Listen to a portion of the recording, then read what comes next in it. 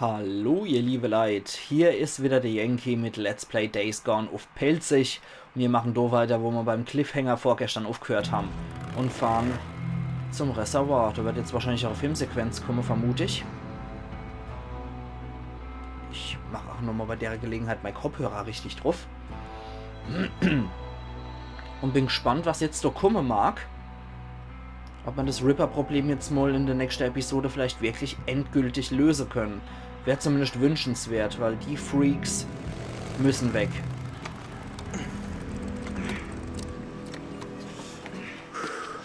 Das wird nicht gerade ein Kinderspiel. Nein. Okay. Hey, was machst du da? Ich dachte, ich trage den Sprengstoff kurz darunter und frag mal, ob sie ihnen was ausmacht, wenn wir sie hochjagen. Komm, du hältst mir mit Skizos Gewehr den Rücken frei und ich platziere die Ladung. Oh, Moment. Hey, ich pack das. Ich bin kein guter Schütze, aber mit Sprengstoff kenne ich mich aus. Ich habe auch schon Sprengladungen gelegt, Boozer, in Afghanistan. Ich weiß, wo man sie platziert. Gut, dann sag mir wo, wenn ich da bin. Ziehen wir es durch? Ja. Okay.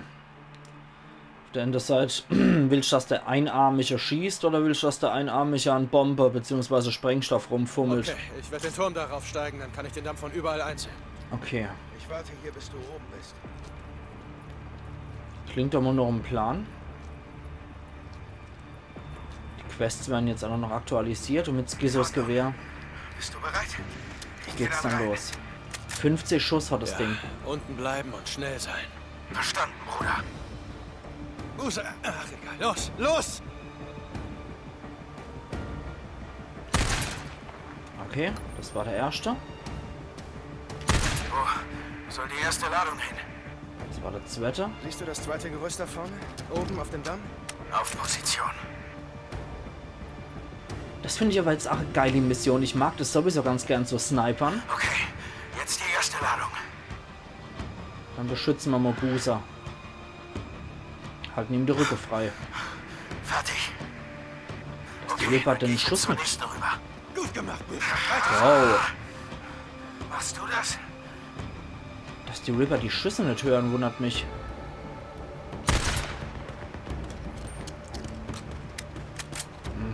Bleib einfach in Deckung, Boozman. Ich kümmere mich um die.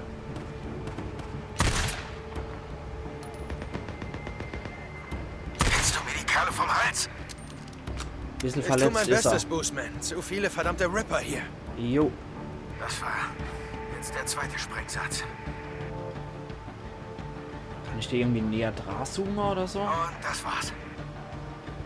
Auf jeden Fall ist jetzt wieder ein Speicherpunkt erreicht. Ich bin beschäftigt. Oh. Machst du das? Ich sehe sie.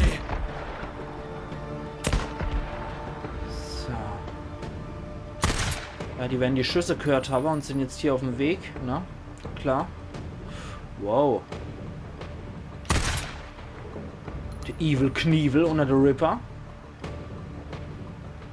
Ja, der ist jetzt etwas doof. Dass ich die Position etwas verändere. Gut geschossen. Weiter so. Anscheinend haben wir unendlich sagte doch, Munition ich auch für die schaffe Sache. Okay. Das sind Ripper. Müssen auch aufpassen, dass bei mir Kenny kommen, ne? Ah, da, der Mad Max-Typ wieder, ich sehe ihn. Upp, ja, jetzt haben sie mich auch schon bemerkt als Sniper.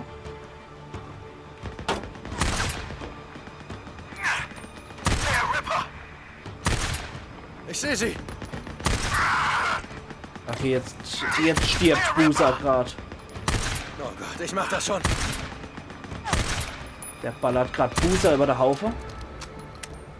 Aber ich glaube, der ist gestorben gerade, ja. Ah, Hilf mir hier mal. ja, mach ich doch. Ich mach das, Boozer. Eine Trophäe, die dafür, dass Boozer hier unverletzt rauskommt, kriegen wir bestimmt nicht. Und die nächste Sprengladung? Ricky nannte das große Ding Druckrohr. Unten am Fuß des Damms. Okay, bin unterwegs. Okay, also wie gesagt, die Trophäe wird das wahrscheinlich nicht geben, aber so mies wie ich Boozer hier der Rücke deck, die Hälfte hat er schon eingebüßt wegen dem fette Kerl. Aber wie gesagt, es würde mich wundern, wenn welche mich ja noch attackieren würden. Okay. 3. Ladung. Auf Position. Beweg einfach deinen Arsch. Okay, mach du das mal mit einer Hand und einem Messer. Richtig. Komm schon, Mann. Ich hätte auch manchmal gern so eine Klingenhand. Manchmal. Fertig. Dick. Ich mach das, Boozer. Ja, ich sehe sie.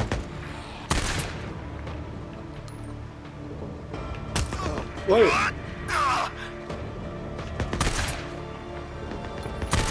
Ihren nach dem Sniper. Ripper, jetzt neuerdings auch mit Sniper verfügbar. Okay. War's das? Nee, du ballert's immer noch. Nicht gerade, wo die sind.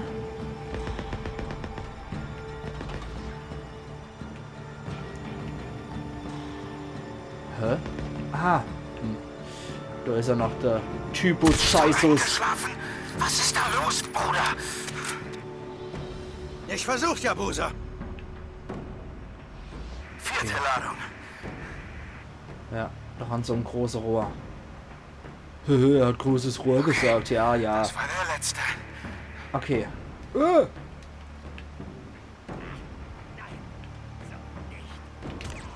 Lauf, Boozer! Ich mach ja schon so schnell ich kann. Jetzt kommen sie wahrscheinlich von überall, ne?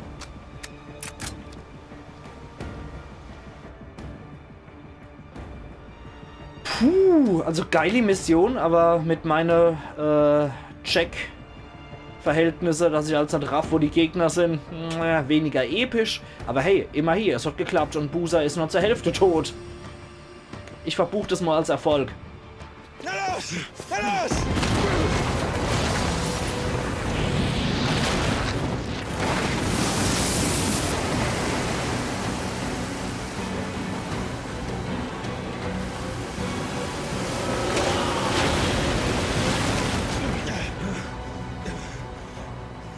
Ach du Scheiße.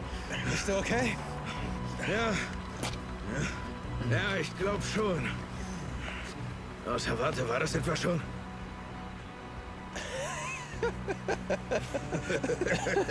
Der wird nie alt, was?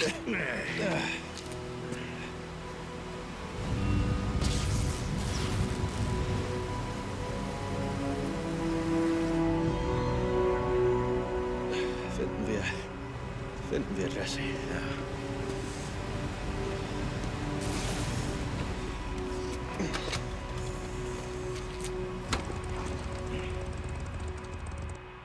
Also wie es aussieht, beenden wir das hier.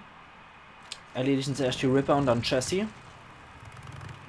Und yo, was mich ja noch interessiert, die ganze Beute von den Ripper werde ich wohl eher weniger Eis streichen können, ne? Na egal, sei es drum. Aber ich befürchte, es geht jetzt hier so in die Endphase. Und wir machen die Ripper jetzt platt. Ein paar werden ersoffen sein. Die meisten hätten sich wahrscheinlich gerettet. Und dann geht es eigentlich nur noch darum, Jesse, Carlos zu erledigen. Leistung. Ja. Ich dachte ein paar Mal, ich wäre geliefert. Das tut mir echt leid. Was zum Teufel redest du denn da? So lebendig war ich nicht mehr seit... Oh, Scheiße. Weißt du noch diese Sache mit der Horde in Tamelo? Wir sind noch nicht fertig. Freut mich, wenn es Boozer dadurch besser geht, dass er sich wieder nützlich fühlt. Aber einhändig das Ganze zu machen, ist durchaus eine Leistung. Das muss man ihm jetzt mal wirklich neidlos zugestehen. Ohne Keine Ahnung. Aber ohne wir hatten es amputierte verdient, oder? Bonus Ja, und Mitleid. Wir alle, Mann. So, dann schauen wir mal, was da noch übrig ist. Also wie gesagt, ohne Mitleidsbonus und amputierte Bonus, der hat das hervorragend gemacht mit nur einer Hand. Beziehungsweise Hand und Messer, aber nicht schlecht. Respekt, Boozer. Na gut, wir müssen jetzt wohl zu Fuß weiter. Willst du bleiben und streunende Ripper von meinem Bike fernhalten? Tja, ich glaube, das muss uns keine Sorgen machen. Das hier? Das geht auf Jesse. sich rächen. Ich werde ihm zeigen, was Rache ist. Ja, Komm schon, gehen wir zur Lodge. Wie die gesagt, Quest wird da auch noch mitgemacht. direkt hinter dir. 14% noch, bis die Ripper fertig sind. So hat es sicher nach der Sintflut ausgesehen. Die Flut riss alle Sünder mit sich. Ja, nur dass Gott mit dieser hier nichts zu tun hat. Richtig. Ja, du weißt, was ich meine. Und ich denke doch auf jeden Fall, dass Boozer hier auch sämtliches Recht drauf hat, sich mit an Jesse zu rächen. Immerhin hat er seinen Arm wegen dem seine Arschlöcher verloren. Okay, wobei auch Jesse wahrscheinlich seine Gründe für Rache hat. Scheiße. Räume den mehr Bereich. Wie haben die überlebt? Oh, haben sie nicht. Sie wissen es nur noch nicht. Okay, wisst was? Wir sind immer so eklig. Deke, linke Seite! Linke Seite! Ja, ich mach das. Wir sind einfach mal so eklig. Und fetzen du jetzt mal eine Rohrbomberei in den Bereich. Die da hinten auch noch. Rums, da ging die Pfeife los. Leider hat es ja keiner getroffen. Die können wir mittlerweile aber auch basteln. Oder dafür fehlt es uns allerdings an Schießpulver. Okay. Gut, da ist auch noch Munition, die können wir noch verballern hier an Denner. Wobei. Weißt was? Wir nehmen hier wieder Scharfschützengewehr von Skizzo. Hier drüben bin ich, du Dreckskerl! Oh. Ja, der Mad Max ist wieder da. Beziehungsweise der Warboy. Und die Musik ist einfach echt geil. Das ist wirklich so richtige Postapokalypse-Musik. Passend für so Dreckskerle wie die Ripper. So richtig abgefuckt die Mucke. Gefällt mir echt gut. Okay, das sind noch mehr als genug übrig. Die machen wahrscheinlich gerade Inventur, ne? Oh. Da wurde gerade einer von einem Ripper zerfetzt. Von einem Freaker zerfetzt. Brecher! Ein gottverdammter Brecher! Oh. Oh ja, das ist ein Brecher. Ich mach gleich ein Brecherle. Ist das da hinten ein Brecher? Okay, wir haben ja schon beim Flugzeug mal einer eliminiert und haben gesehen, Kopfschüsse mit dem Präzisionsgewehr sind da hervorragend geeignet. So, wo ist es dann das Brecherle? Ah, da ist es, das Brecherle. Und gekopfschusst. Geheadshottet. Holen wir uns gerade noch ein bisschen Munition zurück. Ja, Präzisionsgewehr ist definitiv meine Lieblingswaffe in solche Spiele. Dann plündern wir noch die Ripper. Lappe und den Attraktor kriegen wir wieder. Das finde ich sehr gut. Rauchbombe gibt es aber 3. Vielleicht hat einer von denen eine Rohrbombe parat. Ne, der hat aber einen Verband dabei. Finde ich auch ganz gut. Verbände sollte man definitiv auch nie unterschätzen. Eine Rauchbombe. Verbandinventar leider voll. Den haben wir schon geflattert. Das sind noch 3 Kasper. Desinfektionsmittel. Das ist jetzt voll. Und da ist anscheinend auch noch was. Aha, ja, da habe ich wahrscheinlich der erste ab. Ja, das war der erste, den ich abgeknallt habe. Ne? Wenn die da irgendwo aber rumhupsen, ist das für mich immer so Sniper-mäßig. Schwärmer und Brecherohr gibt es aber 3. Und wieder ein Desinfektionsmittel. Ja, da ist unser Brecherle. Aber dann haben wir gut geheadshottet mit einer sehr starken Waffe. Gut. Fernkampf wird jetzt ziemlich viel geben, deswegen nehme ich erst MG wieder. So. Okay. Ohne Schwärmerohr gibt es auch noch. Ey! Hoppenla. Es geht so saudumm zu lachen, du Widerling.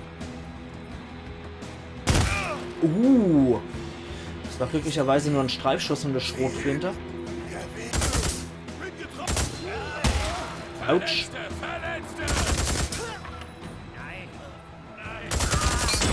Ja gut, zünd dich selber an. Das finde ich immer am besten. Missionsgebiet wird verlassen, am Arsch.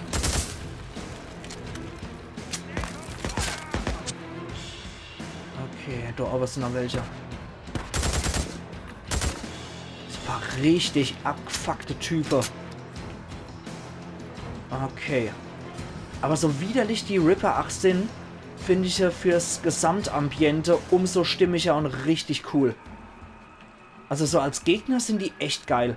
Deswegen, ich freue mich auch schon auf The Last of Us Part 2 mit der abgefuckte Sekte-Type, die man dann da als Gegner präsentiert kriegt. Das wird sicher auch richtig übel.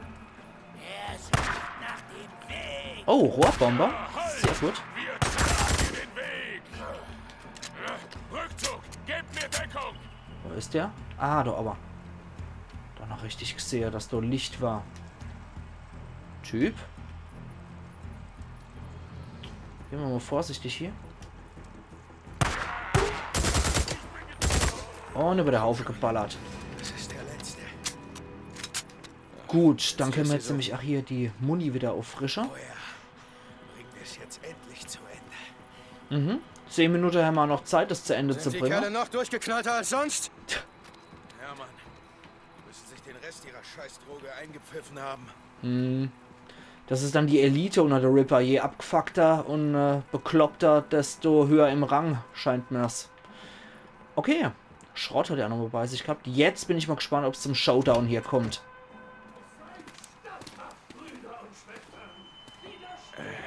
Du wirst da niemals hinkommen.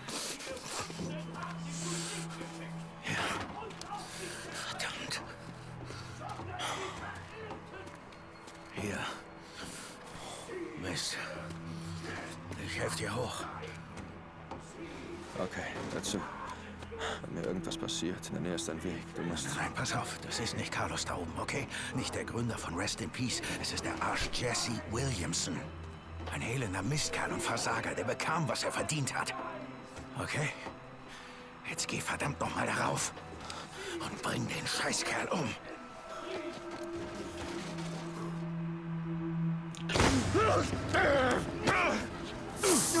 Boah. Wahrscheinlich ihre Droge in die Aare gepfiffen. Jetzt sieht er nichts mehr. Und der ist auch auf Droge. Steig jetzt hinab, Bruder! Das gibt einen Nahkampf. Ja. Alter! Das fühlt sich ganz gut an. Naja. Erniedrigt vom kleinen Jesse Williams. Töte Carlos. Erniedrigt. Oh, erinnerst du dich an damals? Du und Fußer habt mich gehalten. Gibt jetzt einen richtig hässlichen Messerkampf. In meinen Rücken. Wow. Diese Erinnerungen Aber geil, wie verschwommen das gemacht ist. dich behindert. Und auch die Stimme verzerrt wird. Jack dachte, ich wäre verrückt. Das ist er auch. Aber ich wusste, was ihr wart. Mongrels. Ich gehörte zu euch. Willkommen in der Donnerkuppel, Jesse. Seht ihr, was ihr getan habt? 2 Mann gehen rein, 1 Mann geht raus. Passend zum Mad Max Thema. Alter Falter, das war aber echt geil gemacht. Ich sehe es. Ich sehe es.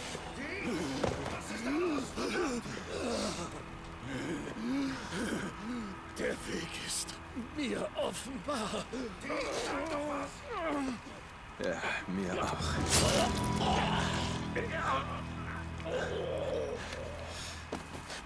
Ruhe in Frieden, Jesse.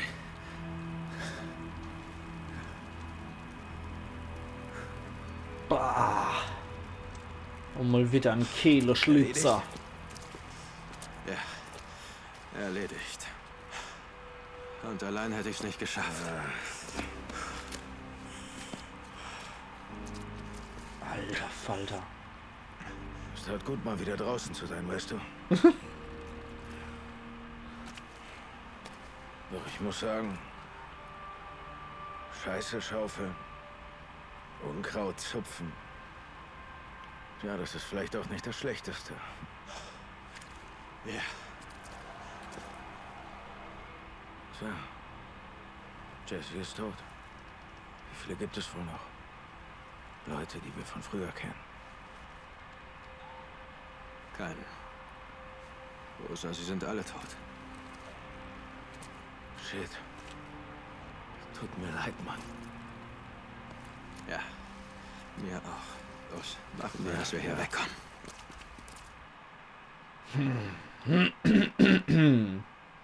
Gut, Jesse alias Carlos ist tot. Die Donnerkuppel hat Deke auch überlebt, ohne dass die Ripper dann nur auf ihn losgehen. Das werden jetzt nur noch vereinzelte kleine Haufe und Bande sei. Also nichts organisiertes Zentrales mehr. Dafür haben wir ja Zentrale ja auch niedergemacht. Alter Falter, Iron Mike wird das wahrscheinlich jetzt nicht gefallen, weil das fette Selbstjustiz ohne Absprache war. Aber ein Abspruch war jetzt mit Iron Mike auch nicht gerade wirklich möglich. Wäre möglich gewesen, klar, also Deke hätte auch zu ihm kommen können, aber ja, das wird wahrscheinlich auch noch in Lost Lake ein paar Konsequenzen haben.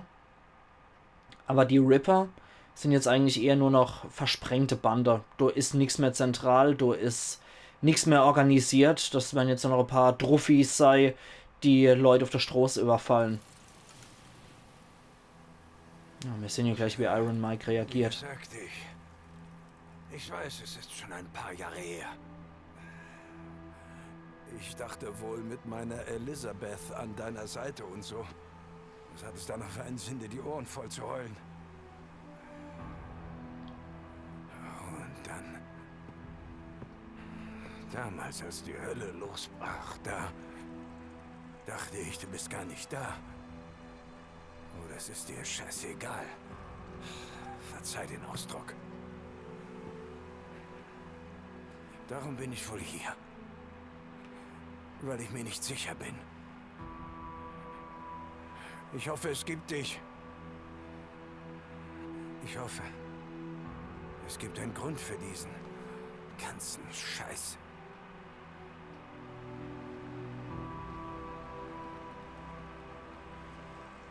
Das war's. Wir reden ein andermal. Oh, Amen.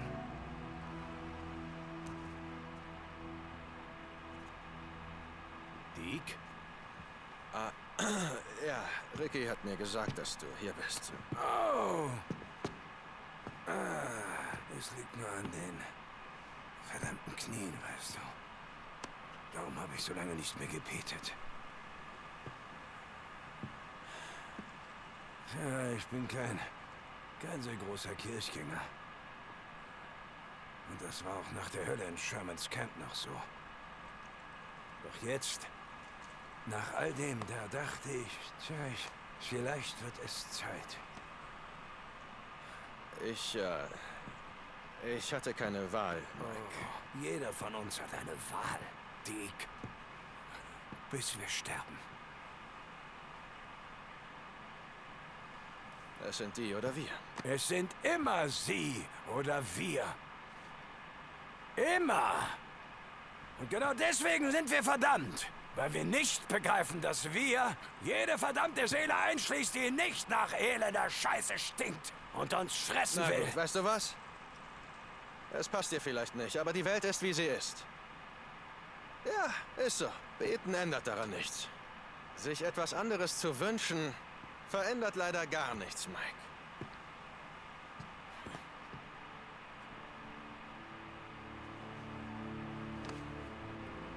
Mit Wünschen hat das überhaupt nichts zu tun.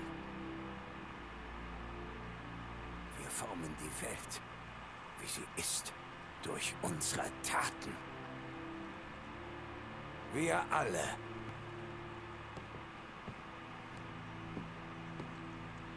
Ich ließ ihn gehen. Schizo. Er hätte keinen fairen Prozess gekriegt. Du hast ihn laufen lassen. Ich schickte ihn fort. Keine Rückkehr.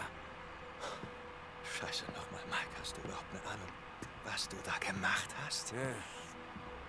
Einen weiteren Mord verhindert. Und weißt du was? Es fühlt sich ganz gut an.